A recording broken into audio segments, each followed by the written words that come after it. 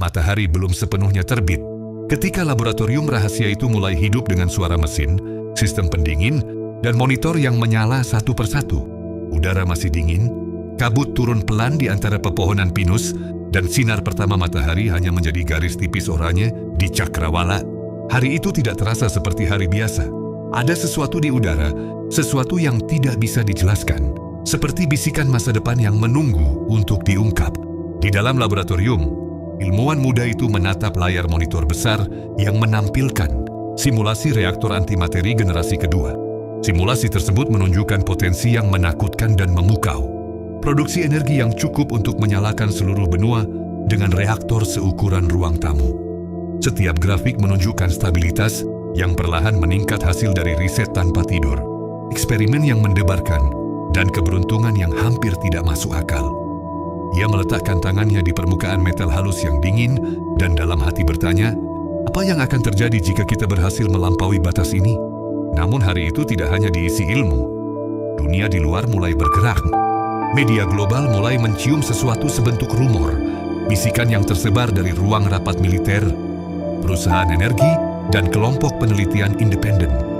Mereka tidak memiliki bukti, tapi nama laboratorium pegunungan itu mulai beredar di jaringan gelap, forum rahasia, dan arsip lembaga intelijen. Di berbagai negara, pemimpin militer mulai menilai ancaman ini.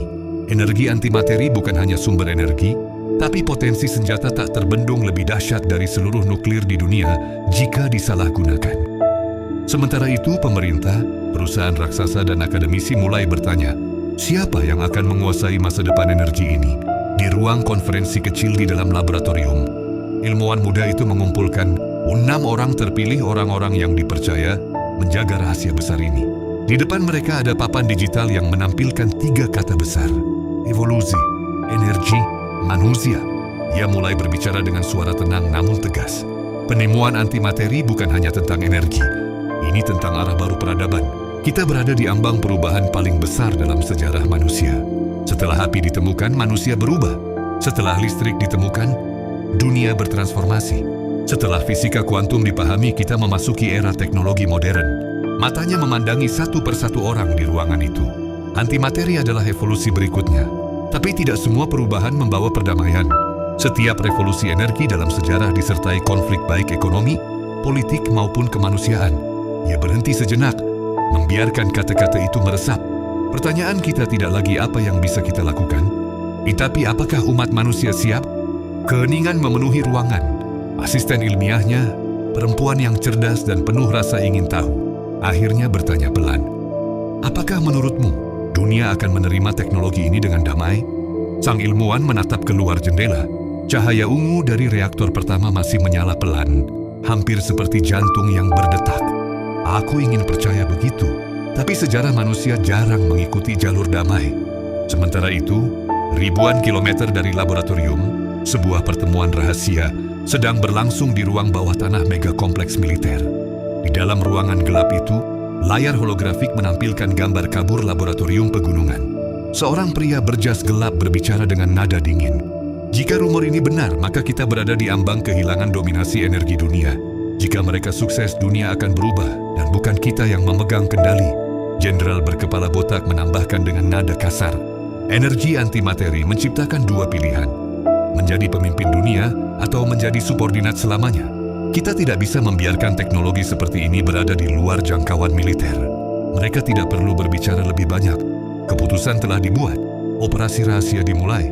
Hari berganti menjadi minggu. Di laboratorium, eksperimen berjalan semakin maju. Mereka mulai menguji aplikasi antimateri dalam bidang medis. Gelombang energi antimateri mampu menghancurkan sel penyakit tertentu tanpa merusak jaringan sehat.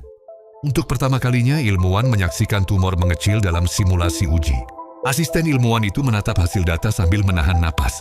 Jika ini berhasil pada manusia, katanya pelan, kematian akibat banyak penyakit bisa berakhir. Reaksi sang ilmuwan berbeda. Ia tidak tersenyum. Ia tidak bersorak. Ia hanya menutup matanya, menyadari bahwa mereka kini semakin dalam memasuki wilayah yang selama ini hanya imajinasi fiksi ilmiah. Setiap penemuan memberi harapan, sekaligus membuka pintu bahaya yang lebih besar. Teknologi yang bisa menyembuhkan juga bisa memusnahkan. Pada suatu malam, Ketika sebagian tim sudah pulang dan mesin-mesin hanya bergerak dalam mode pemantauan otomatis, ilmuwan itu kembali ke ruang pusat reaktor. Suasana sunyi. Ia berjalan pelan seakan ruangan itu adalah tempat suci. Di depan kaca pelindung, cahaya ungu antimateri berdenyut lembut. "Apa kau mengubah manusia?" gumamnya. "Atau justru menguji apakah manusia pantas berkembang lebih jauh?" Dalam keheningan itu, ia teringat kata-kata lama dari seorang fisikawan terkenal. Teknologi tanpa kebijaksanaan akan menciptakan kehancuran sebelum menciptakan keajaiban. Ia tersenyum pahit. Kata-kata itu kini terasa nyata. Tiba-tiba pintu laboratorium berbunyi. Asisten ilmiahnya muncul dengan wajah tegang. "Ada sesuatu," katanya. "Kita diretas." Ilmuwan itu menoleh cepat. "Sumbernya?" Ia menjawab dengan suara hampir berbisik. "Bukan dari universitas, bukan dari perusahaan. Ini militer." Sang ilmuwan menghela napas panjang. Mereka tahu ini akan terjadi, tapi tidak secepat ini. Revolusi antimateri belum dimulai di publik, belum diumumkan pada dunia, belum dipahami umat manusia. Namun konflik pertama sudah datang mengetuk. Beberapa jam kemudian, seluruh tim berkumpul kembali, meskipun hari sudah hampir pagi. Mereka memulai protokol keamanan tahap 2, memindahkan blueprint antimateri ke server offline, memperkuat firewall kuantum, dan menyiapkan kemungkinan pemindahan fasilitas. Sang ilmuwan berkata pelan namun tajam, "Mulai hari ini kita tidak hanya peneliti, kita penjaga masa depan manusia. Entah dunia siap atau tidak, kita sudah berada di titik tanpa kembali."